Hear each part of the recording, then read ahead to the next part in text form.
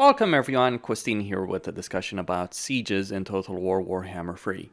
What you're seeing is representative of the problem that sieges have in Total War Warhammer 3. Though this is the latest issue it introduced with the Chaos Dwarves, just gatehouses killing everyone next to them, towers killing everyone next to them when you attack them or something is attacked next to them.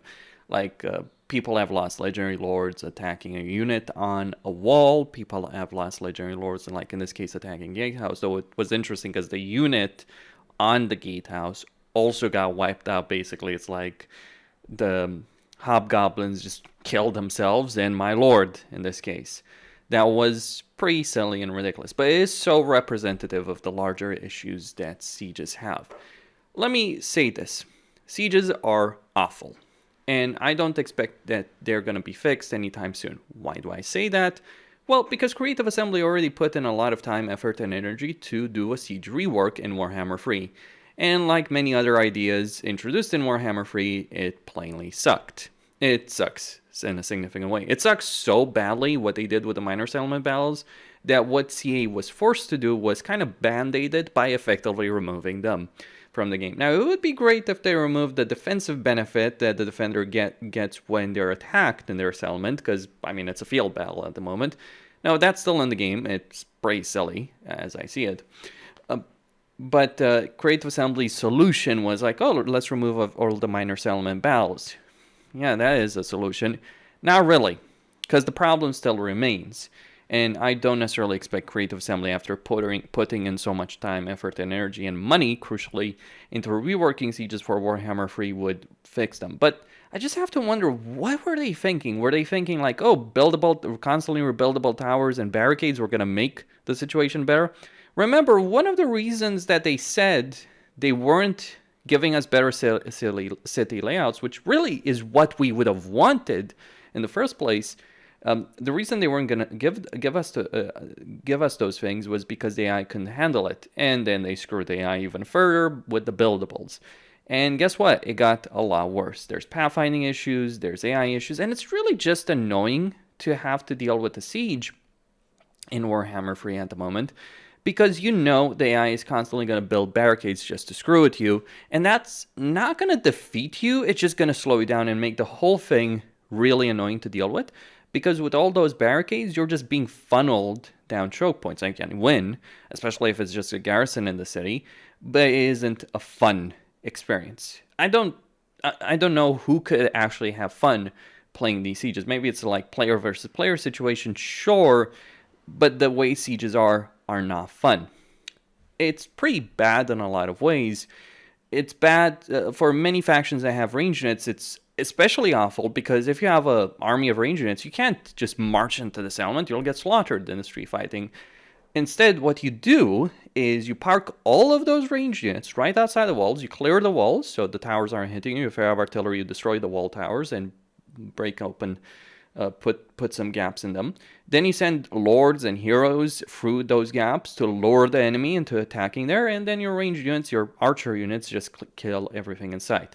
Let's not talk about gunpowder units. They work pretty awful in sieges. Like, you can have a flat, even terrain in a siege battle, and a gunpowder unit will not fire.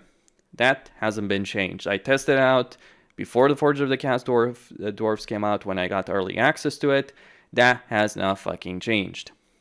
So gunpowder units still have problems with that, and just the dynamic of the gameplay in sieges isn't great. Like, Mandalore Gaming said it best when he did his Warhammer 2 review, his mega review of Warhammer 2.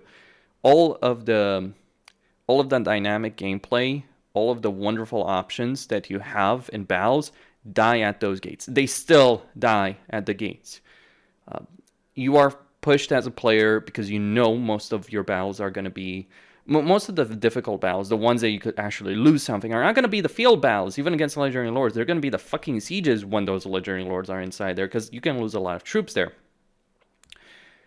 Most of the fun dies at those gates, because due to those gates, due to the layout, due to the mechanics of the sieges, you're pushed into building armies for each and every single race that work. This is one of the problems that hurts the Vampire Coast so much, because nothing they build except depth guard and maybe some monster units actually works well in these sieges. Their gun units don't work well in sieges. Their zombies are low armor and low leadership. They're gonna get slaughtered in a siege.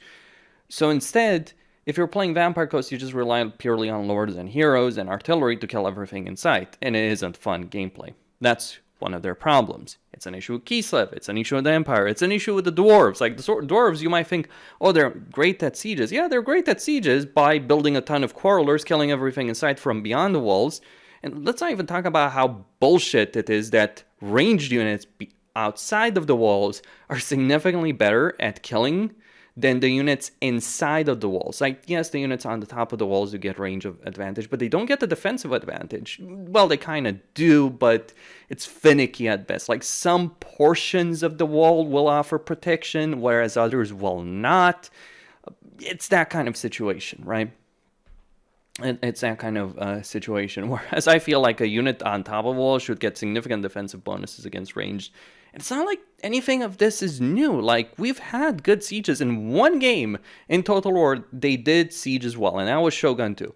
I don't like Shogun 2 in many ways, but one of the things that I did like about the game is playing siege battles as either the attacker or defender actually felt good. Now, people will say, well, we can't have those layouts of castles from Japan and other games, but I would reply that I would certainly reply that having bigger layouts would make more sense, and certainly the decisions that CA has made since then in games haven't really been the best. And besides, Shogun 2 siege battles were not the biggest layouts. Rome 2 had the biggest siege battles in the game. We want to look at a massive siege map? Look at Rome in Rome 2.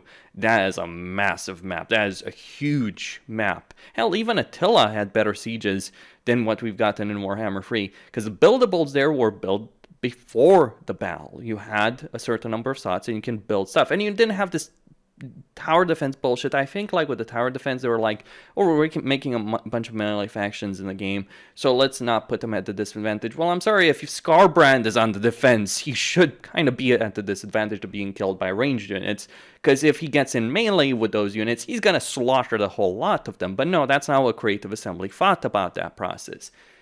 Actually, I sometimes wonder what the original developers behind Warhammer 3 were thinking about a lot of things, because honestly, a lot of the things they designed just end up working like a crap. Like, think of the situation. The only faction that was originally developed for Warhammer 3 that actually works well at the moment, and even then has some issues, is Grand Cafe. All the others are ass. Yes, you can make a campaign work as Nakari and Scarbrand, I get it, but it doesn't mean they're well designed. They are not. They're very, very badly designed, and they were already at the launch of Warhammer 3. This has just been accelerated, if you will, or highlighted with the release of Immortal Empires with much better races, with much better mechanics to them. So you really have to wonder, what was Creative Assembly doing? What were they thinking when they were designing this? But see, all of these things, like the pathfinding, the issues with range, the towers, the buildables, etc., right? All of these things are just symptoms, if you will, of a larger problem. And there is a much larger problem. In fact, you could say that these issues are actually irrelevant compared to the much bigger picture. And this is where I have to point this out. I feel that Creative Assembly doesn't really understand how to play their own game. Now, that's a pretty bold statement, but I want people to hear me out on this. When I look at a lot of the gameplay previews, yes, you have to give allowances for the fact that the people doing those previews, they're trying to market the game. They're trying to highlight different units, lords, heroes, different mechanics. Okay, that's fair.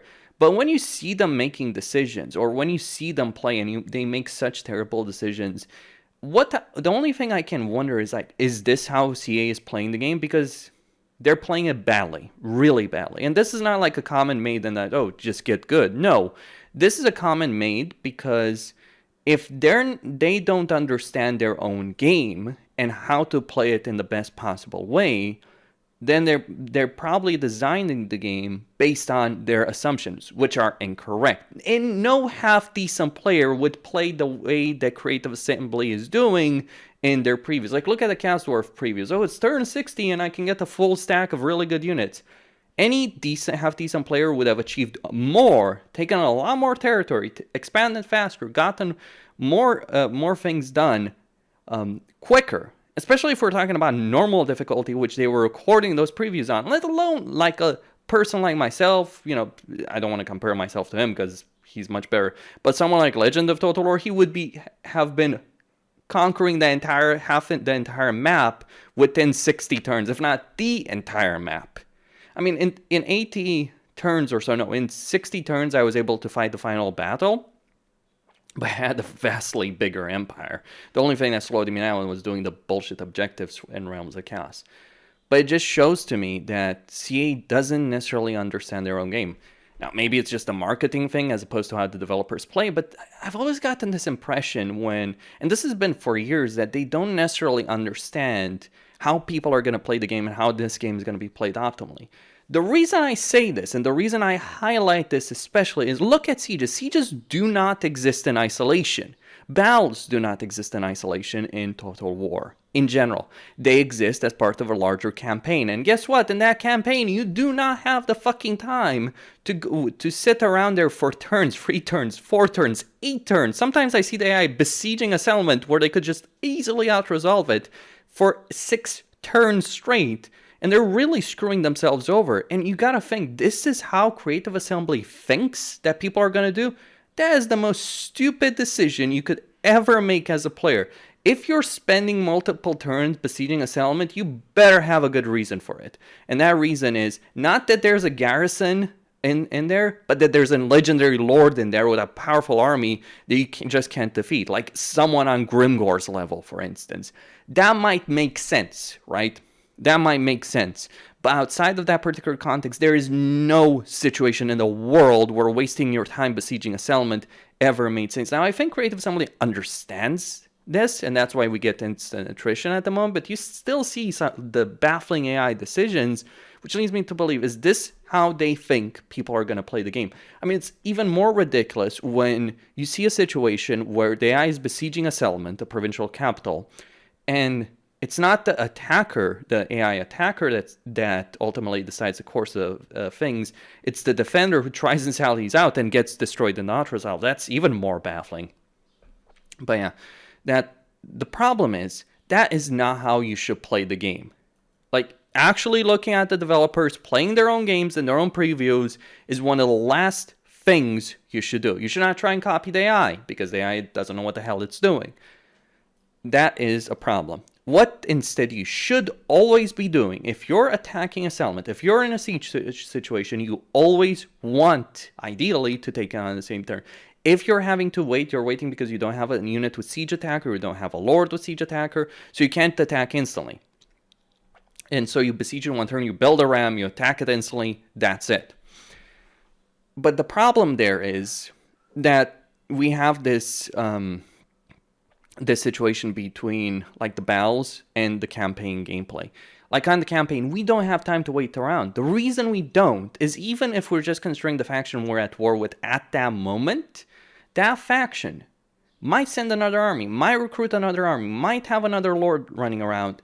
And so if you're wasting time besieging a settlement, guess what's going to happen, right? Maybe the garrison isn't strong enough to attack you, but another army is going to come out and wipe you out. You do not ever have the time, the luxury, and the place to just be able to waste turns besieging a settlement, unless you're absolutely certain that this is not going to happen to you, because you're going to be sandwiched between the garrison on one side and the army outside the walls on the other. So you absolutely want to avoid that situation.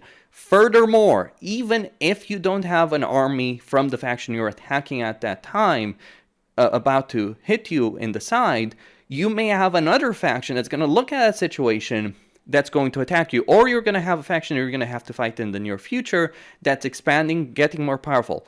Being aggressive, taking a lot of territory very, very quickly is so crucial to every single campaign. Being able to be successful while aggressive is so important. We do not have time to waste in these sieges. The problem in this is, as you might imagine, when we're forced to constantly attack, so quickly. We're not going to build we're not going to build siege towers. We're not going to build rams. We're not going to even send our units on the walls. Sending your units on the walls is a death sentence for those units unless they have overwhelming power. And if they have overwhelming melee power, send them for the fucking gates. They'll do much better because they won't tire themselves trying to go through for the walls. It's also funny when you, and also never send units on the walls for ladders, because it's going to bug out when you try and send units for the gate. And you might see a single unit, like half the models in a unit are going up the wall, half are going for the gate. It's so ridiculously stupid. It's like, what is going on here? You just can't help yourself but ask yourself, what in the world is going on? Now, some people are at the perspective, oh, sieges should be really difficult. Well, that doesn't mesh well with the campaign gameplay, right? Because we want to conquer territory very, very quickly. If individual sieges are difficult and they take a lot of time commitment, sure, that would be a decision that Creative Assembly could make when it comes to their campaign gameplay, but they would have to overhaul their entire game, really, in a lot of ways to make that work, instead of just making it extremely frustrating to deal with. Because if you just buff the HP of gates, you're just adding more frustration. You're slowing the battles even further. It isn't fun to have to fight a manual siege battle again and again and again, because the only reason you're doing it most of the time is you're going to win, but you want to limit your casualties because don't know what other armies might be lurking around all the time. You don't know when a faction might decide to declare war on you. Like, if you are planning your campaigns properly, obviously you may have some idea, but sometimes things do happen that do surprise you. Mistakes happen. Unexpected situations do happen. So you want to be certain that your army, your main army especially, is not taking unnecessary damage. And that pushes you as a player in every single battle, not just sieges, to minimize casualties. And that's a problem with the dynamics of campaign gameplay in general in Warhammer 3, but it is the worst in siege battles. That's all I had to say. Christine here signing out. Don't forget to subscribe, like, and enable notifications. Stay tuned for more.